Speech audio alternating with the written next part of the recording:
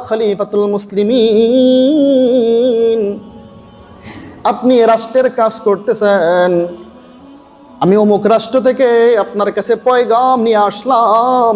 ওই রাষ্ট্র কিভাবে পরিচালনা হচ্ছে, ইসলামের বিধিবিধান কিভাবে পালন করা হচ্ছে, কোন বিধান কিভাবে আদায় করা হচ্ছে। খলিফাতুল মুসলিমিন, আপনার সাথে আমি আলোচনা করতেছিলাম, হঠাৎ করে আমি দেখলাম কথার মাঝখানে আপনি খুপিবাতিটা নিবাইয়া দিলেন এবং নতুন আরেকটা খুপিবাতি জ্বালায়া দিলেন। খলিফাতুল মুসলিমিন, এই কাজটা আপনি কেন করলেন? এবার ওমর ইবনে আব্দুল আজিজ উত্তর দেয়, ও বান্দা, তুমি শোনো, এতক্ষণ পর্যন্ত আমরা দুজন আলোচনা করতেছিলাম, রাষ্ট্রের বিষয় নিয়ে আলোচনা করতেছিলাম। আর যে খুপি বাতিটা জ্বলতেছিল, সেই বাতির মধ্যে যে তেল ছিল, সেই তেলটা ছিল রাষ্ট্রের পক্ষ থেকে। ও আল্লাহর বান্দা, কথার মাঝখানে হঠাৎ করে তুমি আমার ফ্যামিলির মধ্যে ঢুকে গেলা। আমি কেমন আছি, আমার বিবি বাচ্চা কেমন আছে, আমার ফ্যামিলির লোকদের তুমি খোঁজখবর নিতে শুরু করলা। আর ওই মুহূর্তে যদি আমি রাষ্ট্রের তেল দিয়া আমার ব্যক্তিগত জীবনের আলোচনা করতে থাকি, কাল কিয়ামতের দিন হতে পারে আল্লাহ রাব্বুল আলামিন নিজের ব্যক্তিগত কাজের জন্য রাষ্ট্রের তেল খরচ করেছি, এই খায়েন হিসেবে, আমানতের খেয়ানতকারী হিসেবে আল্লাহ রাব্বুল আলামিনের আদালতে আমাকে দাঁড় করায়া দিতে পারে। সুবহানাল্লাহ। এই বিষয়টা আমি খেয়াল করার পরে সাথে সাথে এই রাষ্ট্রের বাতিটা নিভিয়ে দিয়েছি এবং আমার নিজের টাকার মাধ্যমে যেই তেল কেনা, সেই তেলের বাতিটা আমি জ্বালিয়ে দিয়েছি। বলেন না সুবহানাল্লাহ।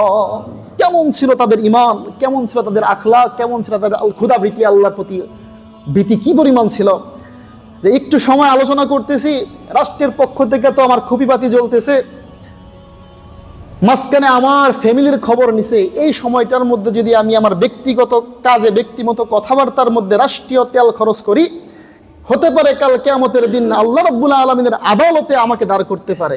সুবহানাল্লাহ। কি পরিমাণ চিন্তা করতেন তারা, আর কতটা ক্ষুধাবৃত্তি ছিল তাদের মধ্যে। সামান্য একটু সময়ও রাষ্ট্রের কোনো জিনিস খরচ করেন নাই। ব্যক্তিগত বিষয় হচ্ছে আমানত, আমানতের হেফাজত। আমরা আজকে আমানত সম্পর্কে আলোচনা শুনবো ইনশাআল্লাহ। তো এই আমানতের ব্যাপারে আল্লাহ রাব্বুল আলামিন কোরআনে কারীমের সূরা নিসার ৫৮ নম্বর আয়াতের মধ্যে বলেন, আল্লাহ বলতেছেন, ইয়া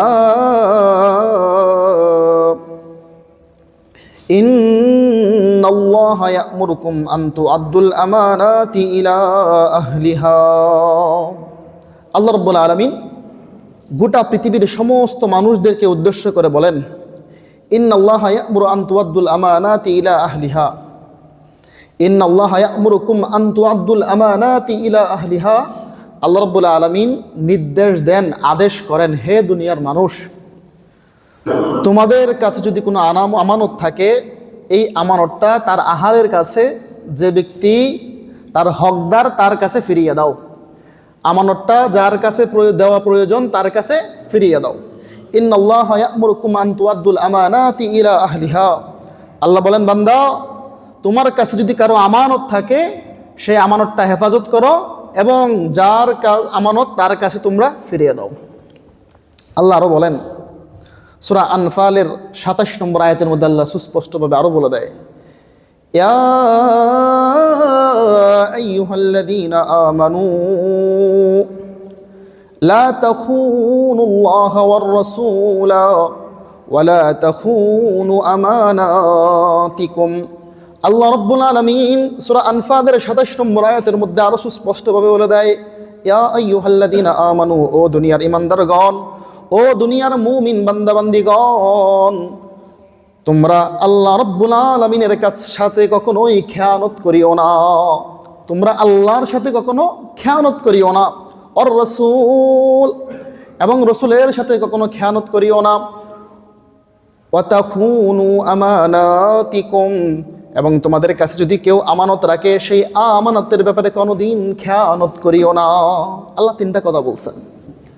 ইয়া আইয়ুহাল্লাযীনা আমানু, হে ঈমানদারগণ, হে মুমিন বান্দাবান্দিগণ, লা তাখুনুল্লাহ, আল্লাহর সাথে খেয়ানত করিও না। তার মানে বোঝা গেল আল্লাহ আমাদের কাছে কিছু আমানত জিনিস রাখছেন। আর রাসূল, এবং রসুলের সাথে কখনো খেয়ানত করিও না। তার মানে বোঝা গেল রসুলও আমাদের কাছে আমানত রেখেছেন। ওয়াতাকু ওয়াতাখুনু আমানাতিকুম, এবং দুনিয়ার মধ্যে কোনো মানুষ যদি তোমাদের কাছে আমানত রাখে সেই আমানতেরও কখনো খেয়ানত করিও না। তো এই আয়াতের মধ্যে আল্লাহ বুঝাইছেন আল্লাহর সাথে খেয়ানত করিও না, রসুলের সাথে খেয়ানত করিও না, দুনিয়ার কোনো মানুষ যদি তোমার কাছে আমানত রাখে সেই আমানতেরও খেয়ানত করিও না। আল্লাহ আমাদের কাছে কি কি আমানত রাখছেন? আল্লাহ রব্বুল আলামিন দুনিয়ার বুকে বান্দাকে যা দিয়েছেন সব কিছুই আমানত। আপনার হাত আপনার কাছে আমানত, আপনার চক্ষু আপনার কাছে আমানত, সব কিছুই আপনার আমানত। আল্লাহ যেই হুকুম দিয়েছেন, নামাজ রোজা হজ যাকাত, যত বিধান দিয়েছেন, কোরআন দিয়েছেন, ইসলাম দিয়েছেন, সব কিছুই হচ্ছে বান্দার উপরে আমানত। এই আমানতদারিতা সম্পর্কে বান্দাকে আল্লাহ রাব্বুল আলামিন কাল কিয়ামতের দিন জিজ্ঞাসিত করবেন। এজন্যই আল্লাহ রাব্বুল আলামিন কোরআনে কারিমের মধ্যে বলে দিয়েছেন, হে দুনিয়ার মানুষ, হে ঈমানদারগণ, আল্লাহর সাথে কখনো খেয়ানত করিও না। তো রসুল আমাদের কাছে কি আমানত রাখছেন? রসুল আমাদের কাছে তিনার সুন্নতকে আমানত রেখেছেন, শরীয়তকে আমানত রেখেছেন। রসুলের পন্থা, রসুলেরকে অনুসরণ করা, সাহাবাদেরকে অনুসরণ করা, এই সবগুলো বিষয় হচ্ছে আমাদের কাছে আমানত। যদি আমরা আমানতকে হেফাজত না করতে পারি, আমানতের সঠিক জায়গায় ব্যবহার না করতে পারি, কাল কিয়ামতের দিন খায়েন হিসেবে, আমানতের খেয়ানত হিসেবে আমাদেরকে কাল কিয়ামতের দিন উঠতে হবে। বলেন না নাউজুবিল্লাহ। অপর এক জায়গায় আল্লাহ রাব্বুল আলামিন আরো বলেন, সূরা আল মুমিন 8 নম্বর আয়াত, আল্লাহ বলেন, ওয়াল্লাযীনা লিআমানাতিহিম ওয়া আহদিহিম রাউন। আল্লাহ আরো বলতেছেন মুমিন কারা, এই মুমিনদের কয়েকটা সিফত বর্ণনা করেছেন কোরআনে কারিমের সূরা আল মুমিনের মধ্যে। প্রথম কয়েকটা আয়াতের মধ্যে, 8-10টা আয়াতের মধ্যে আল্লাহ রাব্বুল আলামিন মুমিনের কি কি সিফত, মুমিনের গুণ কি কি, এই বিষয়টা আল্লাহ রাব্বুল আলামিন শুরুতেই বলেছেন। তার মধ্যে মুমিনের একটা সিফত হচ্ছে, যারা মুমিন হবে, আল্লাহ বলেন ওয়াল্লাযীনা হুম লিআমানাতিহিম ওয়া আহদিহিম রাউন। যারা মুমিন তো ওই সমস্ত মানুষ যারা নিজের আমানতকে হেফাজত করে। বলেন না সুবহানাল্লাহ। তাহলে আমরা এই কয়েকটা আয়াত দ্বারা বুঝলাম আমানতের খুবই গুরুত্ব। আল্লাহ প্রথমত বলতেছেন সূরা নিসার 58 নম্বর আয়াতের মধ্যে, আমানত যার কাছে তার কাছে ফিরিয়ে দাও। আল্লাহ রাব্বুল আলামিন সূরা আনফালের 27 নম্বর আয়াতের মধ্যে বলতেছেন আল্লাহর আমানতকে হেফাজত করো, রাসূলের আমানতকে হেফাজত করো, দুনিয়ার মানুষ যদি তোমাদের কাছে আমানত রাখে সেই আমানতকে হেফাজত করো। এবং আল্লাহ রাব্বুল আলামিন সূরা আল মুমিনের 8 নম্বর আয়াতের মধ্যে বলতেছেন যে মুমিন কারা, মুমিন হচ্ছে ওই সমস্ত মানুষ যারা নিজের আমানতকে হেফাজত করে। বলেন না সুবহানাল্লাহ। এবার আমরা হাদিসের দিকে তাকাই। হাদিসের মধ্যে রাসূল সাল্লাল্লাহু আলাইহি ওয়াসাল্লাম এই আমানতের ব্যাপারে কি বলেছেন? আমানতের ব্যাপারে আল্লাহ রাসূল সাল্লাল্লাহু আলাইহি ওয়াসাল্লাম বলেন, মুসনাদে আহমদ শরীফের হাদিস, ওই হাদিসের মধ্যে রাসূল সাল্লাল্লাহু আলাইহি ওয়াসাল্লাম বলেন, ওয়াকালা রাসূলুল্লাহ সাল্লাল্লাহু আলাইহি ওয়াসাল্লাম, লা ঈমানা লিমান লা আমানাতা লাহু। আল্লাহ রাসূল সাল্লাল্লাহু আলাইহি ওয়াসাল্লাম হাদিসে পাকের মধ্যে সুস্পষ্টভাবে বলে দেয়, লা ঈমানা, ওই ব্যক্তির কোনো ঈমান নাই, লিমান লা আমানাতা লাহু, যেই ব্যক্তির কাছে, যেই ব্যক্তির মধ্যে আমানতের হেফাজতদারিতা নাই, ওই ব্যক্তির ঈমানই নাই। বলেন না নাউজুবিল্লাহ।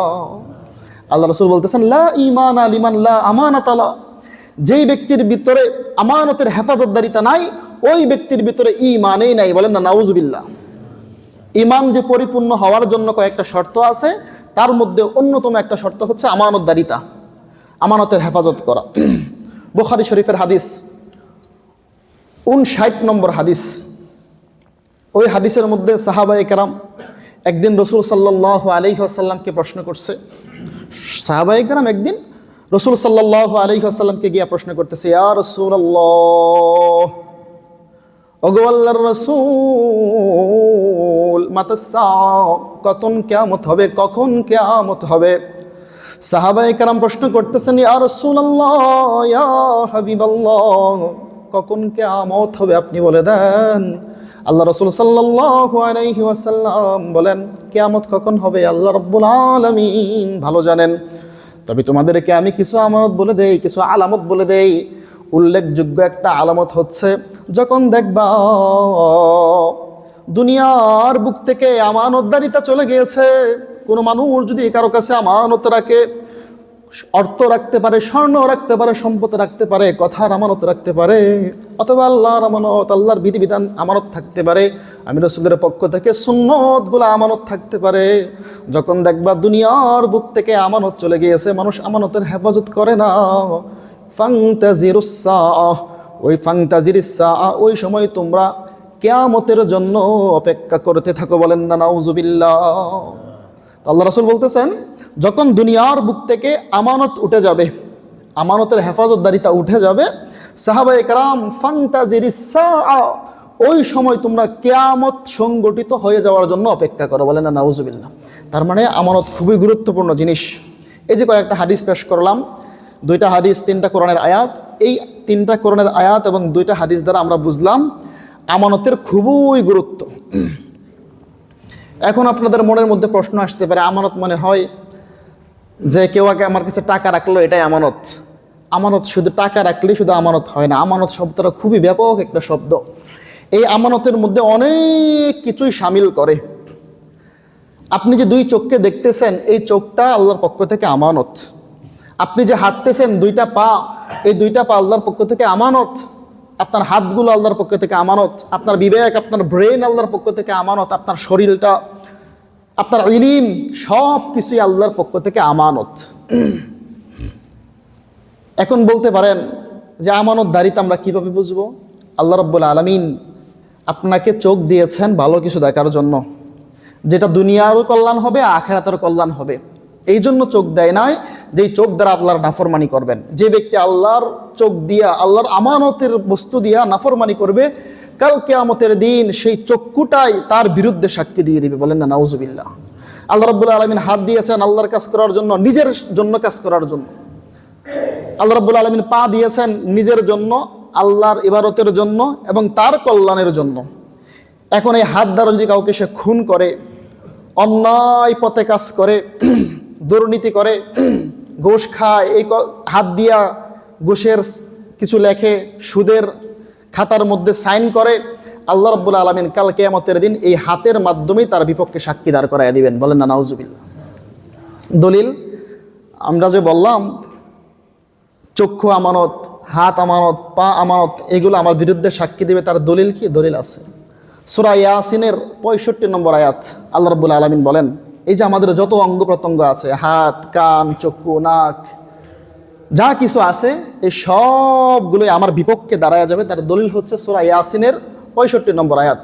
আল্লাহ রাব্বুল আলামিন বলেন, আল ইয়াউমা আকমালতু লাকুম, আল ইয়াউমা, ওই দিন, আল ইয়াউমা, ওই দিন, আল্লাহ রাব্বুল আলামিন নবী মুহাম্মদ মুস্তাফা সাল্লাল্লাহু আলাইহি ওয়াসাল্লামকে জানায়া দেয়, ও নবী আমার, আপনি আপনার উম্মতদেরকে জানায়া দেন, ওই দিন, সেদিন কিয়ামতের দিন, সেই কঠিন ময়দানে, হাসরের সেই কঠিন ময়দানে আমি আল্লাহ রাব্বুল আলামিন দুনিয়ার সমস্ত মানুষদেরকে, যারা পাপিষ্ঠ বান্দা ছিল, যারা গুনাহ করেছিল, ওই সমস্ত মানুষদেরকে, ওই সমস্ত মানুষদের জিহ্বাগুলোর মধ্যে, ওই সমস্ত মানুষের ঠোঁটের মধ্যে, মুখের মধ্যে আমি পেরেক মেরে দিব। বলেন না নাউজুবিল্লাহ। আল্লাহ রাব্বুল আলামিন নবী মুহাম্মদ মুস্তাফা সাল্লাল্লাহু আলাইহি ওয়াসাল্লামকে উদ্দেশ্য করে বলেন, ও নবী আমার, আপনি আপনার উম্মতদেরকে সতর্ক করে দেন, কিয়ামতের সেই কঠিন ময়দানে আমি আল্লাহ রাব্বুল আলামিন পাপিষ্ঠ বান্দাদের মুখের মধ্যে পেরেক মেরে দিব, মোহর মেরে দেব, ফলে তারা কথা বলতে পারবে না।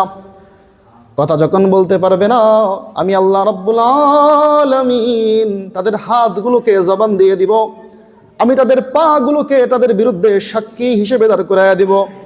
ওই সময় পাপিষ্ঠ বান্দার হাতগুলো যখন কথা বলতে থাকবে, হাতগুলো ডাক দিয়ে বলবে, আল্লাহ, দুনিয়ার বুকে এই হাতগুলোকে আপনার বান্দাকে আপনি দিয়েছিলেন, আপনার কাজ করার জন্য আমানত স্বরূপ দিয়েছিলেন, আপনার ইবাদত বন্দেগী করার জন্য, নিজের জন্য কাজ করার জন্য।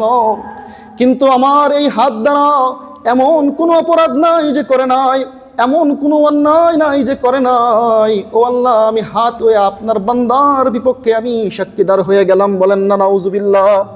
ঠিক তদ্রূপভাবে পাগুলো ওই বান্দার বিরুদ্ধে সাক্ষী দেবে, আল্লাহ, আপনি পা দিয়েছিলেন নিজের জীবিকা নির্বাহন করার জন্য, মসজিদে যাওয়ার জন্য, ভালো ভালো কাজ করার জন্য, কিন্তু এই পাগুলোর মাধ্যমে কত নাফরমানি করেছে, কত মানুষকে কষ্ট দিয়েছে, কত মানুষকে জুলুম করেছে। আল্লাহ, আমি আজকে আপনার ওই বান্দার বিরুদ্ধে আমি পা হয়ে সাক্ষী দাঁড়ায় গেলাম। বলেন না নাউজুবিল্লাহ।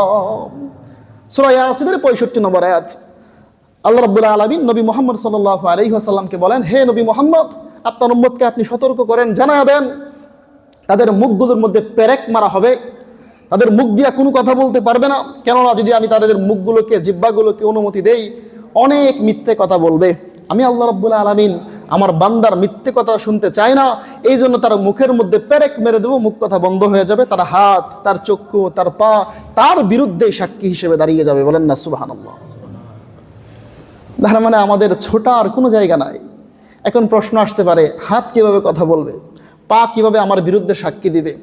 আরে যেই স্রষ্টা, যেই আল্লাহ আমার জিহ্বার মাধ্যমে, যেই জিহ্বার মধ্যে কোনো কিছুই নাই, যেই ঠোঁটের মধ্যে কোনো কিছুই নাই, সেই জিহ্বার ঠোঁট দিয়ে যদি কথা বলাইতে পারে, সেই স্রষ্টা, সেই আল্লাহ অবশ্যই অবশ্যই হাতের মাধ্যমে কথা বলাইতে পারবেন, অবশ্যই অবশ্যই পায়ের মাধ্যমে আমার বিরুদ্ধে সাক্ষী দিতে পারবেন। বলেন ঠিক কিনা? আল্লাহ সব পারেন, এমন কিছু নাই যে আল্লাহ পারেন না। আমরা ছিলাম মাটি, আমরা ছিলাম ফল ফুটের মধ্যে মিশ্রিত, সেই জিনিস দিয়ে আল্লাহ রাব্বুল আলামিন আমাদেরকে যদি সৃষ্টি করতে পারেন, কিছুই ছিলাম না, তো আল্লাহ রাব্বুল আলামিন হাতের মাধ্যমে কথা বলাইতে পারবেন না? অবশ্যই পারবেন। তো আমরা বুঝলাম আমাদের যত অঙ্গ প্রত্যঙ্গ আছে, সব অঙ্গ প্রত্যঙ্গই আল্লাহ রাব্বুল আলামিনের পক্ষ থেকে আমানত। এই আমানতের হেফাজত করতে হবে। যদি আমরা হেফাজত না করি, কাল কিয়ামতের দিন আমার অঙ্গ প্রত্যঙ্গগুলোই আমানতের হেফাজত না করার কারণে আমানতের খায়েন হিসেবে, আমানতের খেয়ানতকারী হিসেবে আল্লাহর আদালতে আমার বিরুদ্ধে সাক্ষী দিবেন। বলেন না নাউজুবিল্লাহ। এবার আসি আমরা প্রচলিত কিছু আমানত সম্পর্কে, যেগুলো আমাদের সমাজে চলে, যে আমানতের গুলার ব্যাপারে আমরা উদাসীন। এমন কিছু প্রচলিত কয়েকটা আমানত। 1 নম্বর প্রচলিত আমানত হচ্ছে, যেটা আমরা অনেক সময় খেয়ালই করি না, এটা যে আমাদের আমানত, এটার ব্যাপারে যে আল্লাহর কাছে জবাবদিহি করতে হবে, এই বিষয়টা আমরা অনেক সময় খেয়াল করি না। কয়েকটা পয়েন্টে আমরা ধরিয়ে দিই, দেখবেন আপনাদের অনেকের সাথে মিলে যাবে যে এইগুলো আমরা অনেক সময় উদাসীন হয়ে যাই এগুলোর ব্যাপারে। 1 নম্বর হচ্ছে, আমরা যারা চাকরি করি, অনেকেই আমরা চাকরি করি, প্রায় সবাই চাকরি করি। আমরা যখন আমরা চাকরি করি, এই চাকরি বা কোম্পানির আন্ডারে আমরা থাকি, একটা প্রতিষ্ঠানের আন্ডারে আমরা থাকি। তো প্রতিষ্ঠান আমাকে নির্দিষ্ট সময় দেয়, 8 ঘন্টা ডিউটি করতে হবে, 6 ঘন্টা, 7 ঘন্টা, 10 ঘন্টা ডিউটি করতে হবে। এই 10 ঘন্টা 8 ঘন্টা ডিউটিটা পুরাটা সময় হচ্ছে কোম্পানির মালিকের পক্ষ থেকে আমার উপরে আমানত। যদি আমি এই সময়টার মধ্যে কোনো ফাঁকি দেই, যদি এই সময়টাকে আমি মালিকের আড়ালে, আমার বসের আড়ালে আমি আমার নিজের কাজের মধ্যে ব্যয় করে দেই, দুর্নীতি করি এই সময়টার মধ্যে, আল্লাহর আদালতে কাল কিয়ামতের দিন এই সময়টাকে অপচয় করার জন্য, এই সময়টা মালিক পক্ষ থেকে ফাঁকি দেওয়ার জন্য আমানতের খায়েন হিসেবে আল্লাহর আদালতে দাঁড় করতে হবে। বলেন না নাউজুবিল্লাহ।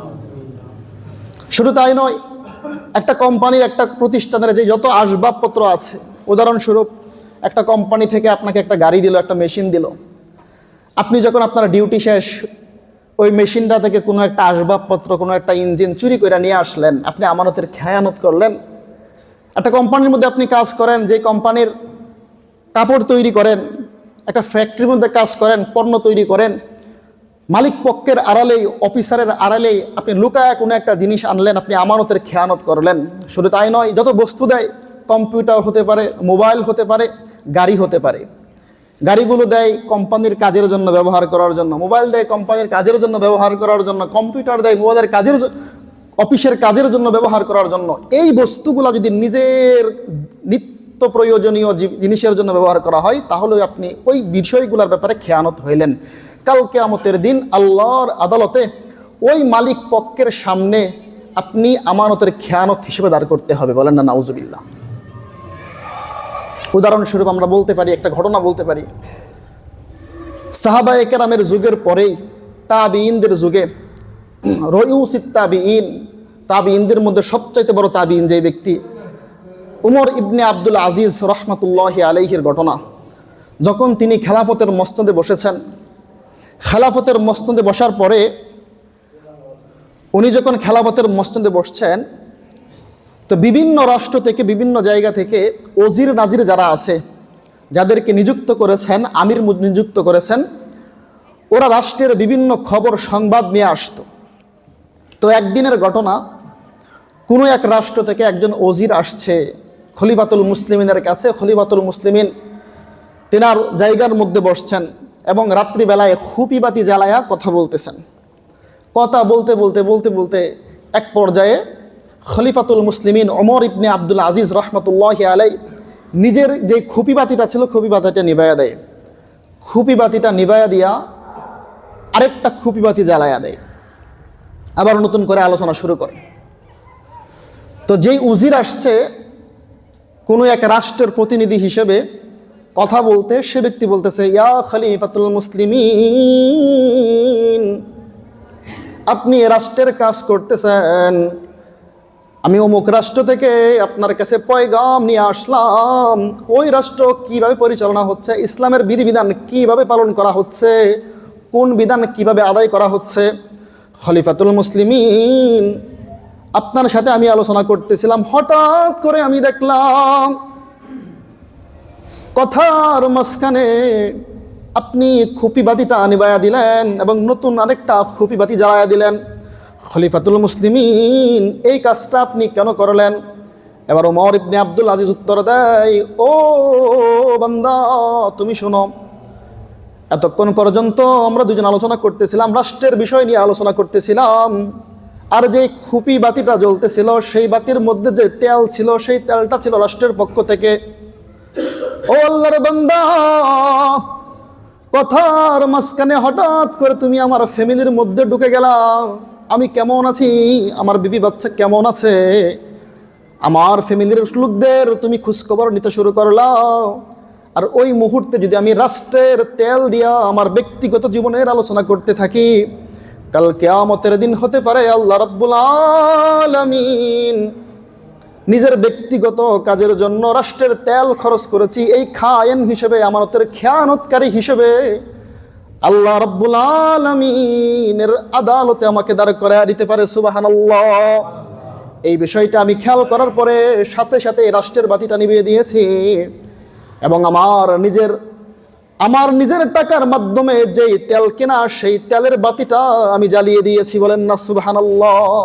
কেমন ছিল তাদের ঈমান, কেমন ছিল তাদের আখলাক, কেমন ছিল তাদের ক্ষুধাবৃত্তি, আল্লাহর প্রতি ভীতি কি পরিমাণ ছিল, যে একটু সময় আলোচনা করতেছি, রাষ্ট্রের পক্ষ থেকে তো আমার খুপিবাতি জ্বলতেছে, মাঝখানে আমার ফ্যামিলির খবর নিছে। এই সময়টার মধ্যে যদি আমি আমার ব্যক্তিগত কাজে, ব্যক্তিগত কথাবার্তার মধ্যে রাষ্ট্রীয় তেল খরচ করি, হতে পারে কাল কিয়ামতের দিন আল্লাহ রাব্বুল আলামিনের আদালতে আমাকে দাঁড় করতে পারে। সুবহানাল্লাহ। কি পরিমাণ চিন্তা করতেন তারা, আর কতটা ক্ষুধাবৃত্তি ছিল তাদের মধ্যে। সামান্য একটু সময়ও রাষ্ট্রের কোনো জিনিস খরচ করেন নাই ব্যক্তিগত কাজের মধ্যে।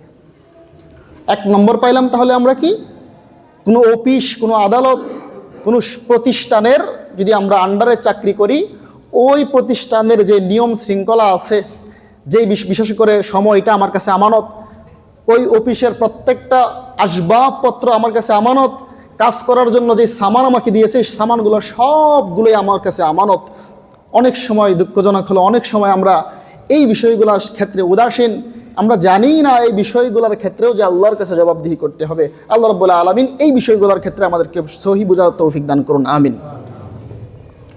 দ্বিতীয় নম্বর, প্রচলিত কিছু আমানত। দ্বিতীয় নম্বর হচ্ছে ভাইয়ের কাছে বোনের সম্পত্তি আমানত। ভাইয়ের কাছে বোনের সম্পত্তি আমানত। চাচার কাছে বাতিজা বা যারা বাপ মারা গেছে, চাচার কাছে বাইস্তাদের সম্পত্তি আমানত, অথবা বাতিজার কাছে ফুফুর সম্পত্তি আমানত। মানে হচ্ছে বাবা মারা গেছে, বাবা তার বোনকে সম্পত্তি দেওয়া যায় নাই, এখন আমি বাতিজা আছি, আমার আর ফুফু আমাদের কাছে সম্পত্তি পায়, এই সম্পত্তিটা আমার কাছে আমানত। সম্পত্তির ক্ষেত্রে যদি কেউ আমানতদারিতা রক্ষা না করে, কাল কিয়ামতের দিন অবশ্যই সে আমানতের খায়েন হিসেবে আল্লাহ রাব্বুল আলামিনের আদালতের মধ্যে উঠবেন। বলেন না নাউজুবিল্লাহ। যারা সম্পত্তি মেরে দেয়, এই ব্যাপারে রাসূল সাল্লাল্লাহু আলাইহি ওয়াসাল্লাম খুবই কঠোর একটা হাদিস বলেছেন। হাদিসটা হচ্ছে বুখারী শরীফের মধ্যে আসছে। বুখারী শরীফের ৩১৯৮ নম্বর হাদিস। 3198 নম্বর হাদিস। ওই হাদিসের মধ্যে রাসূল দেখেন কত কঠোর কথা বলেছেন। وقال رسول الله صلى الله عليه وسلم من أخذ شبرا من الأرض ظلما فإنه يوفقه يوم القيامة من أرض 70 فإنه يوفقه في يوم القيامة من 7 أرضين আল্লাহ রাসূল সাল্লাল্লাহু আলাইহি ওয়াসাল্লাম বুখারী শরীফের হাদিসের মধ্যে সুস্পষ্টভাবে বলে দেয়, ও দুনিয়ার মানুষ তোমরা শোনো, মান আখাদা শিবরান মিনাল আরদি যুলমান, দুনিয়ার বুকে কোনো মানুষ যদি এক শিবরা পরিমাণ জায়গা, এক বিগত পরিমাণ জায়গা অন্যায়ভাবে কারো কাছ থেকে দখল করে ফেলে, অন্যায়ভাবে কারো জায়গাগুলো সে যদি আত্মসাৎ করে ফেলে, সেই জায়গাটা হতে পারে বনের জায়গা, হতে পারে ফুফুর জায়গা, হতে পারে বায়ের জায়গা, হতে পারে দরিদ্র কোনো মানুষের জায়গা,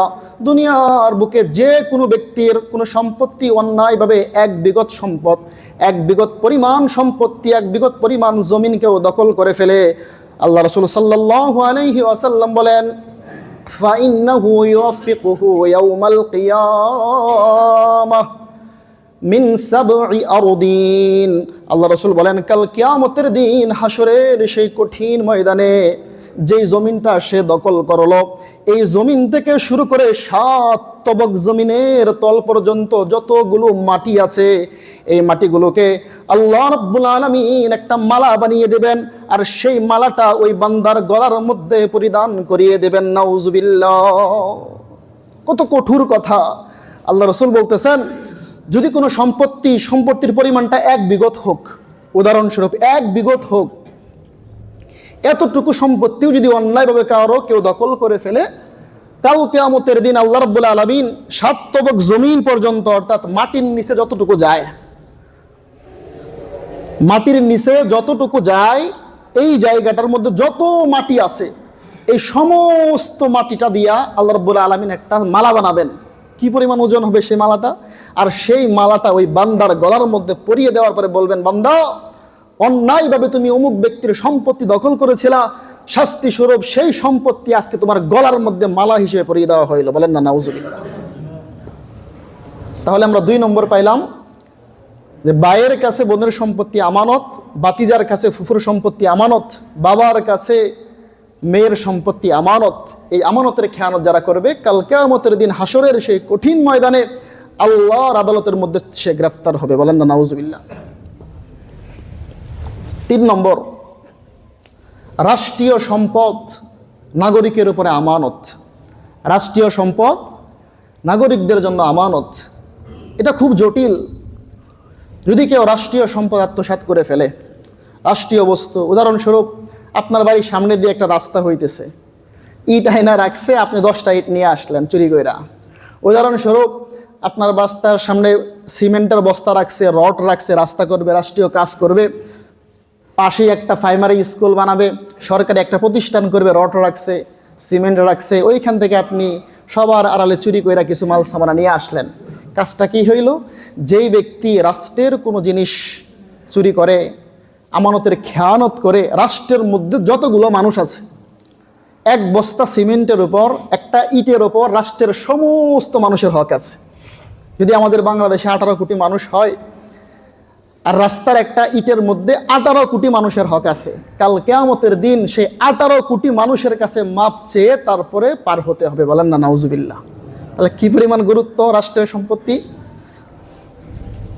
রাষ্ট্রের কোনো সম্পত্তি যদি কেউ আত্মসাৎ করে ফেলে, সেটা যে কোনো বিষয় হইতে পারে, যে কোনো জিনিস হইতে পারে, কাল কিয়ামতের দিন রাষ্ট্রের সমস্ত মানুষের কাছে মাপ চেয়ে, মাপ নিয়ে, নিজের সওয়াবগুলো বিলীন করে দিয়ে, বিনিময় করে দিয়ে, অথবা অন্যের গুনাহ নিজের কাঁধের মধ্যে এনে তারপরে আল্লাহর আদালত থেকে পার হতে হবে। বলেন না নাউজুবিল্লাহ।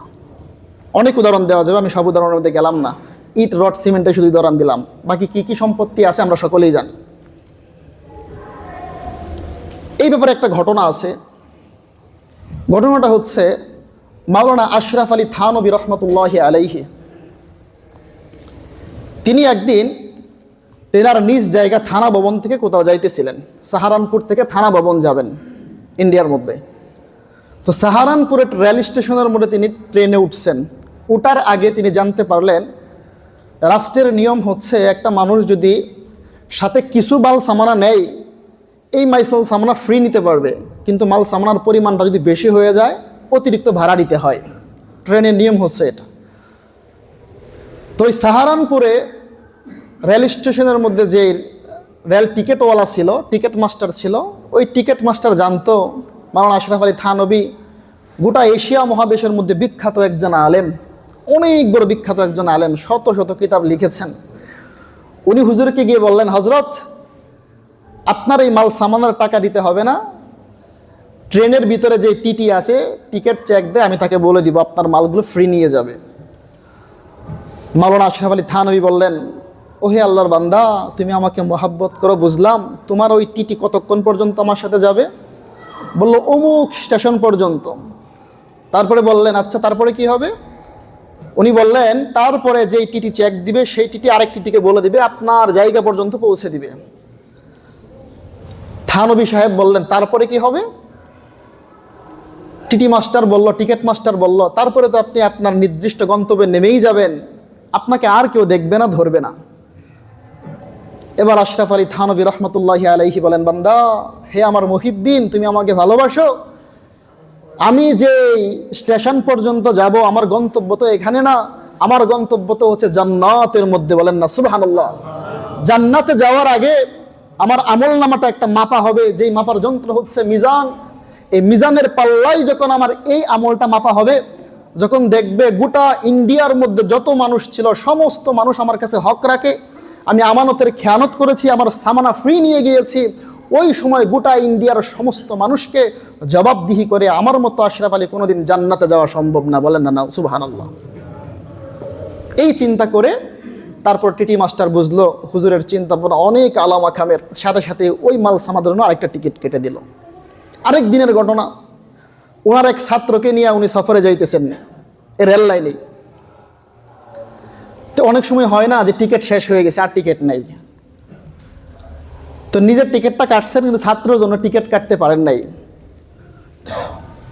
তো যখন রেল লাইনের মধ্যে উঠছেন, টিকিট যে চেক করে উনি যখন আসছেন, আসার পরে দেখছেন হুজুরের টিকিট ঠিক আছে, ছাত্রের টিকিট ঠিক নাই।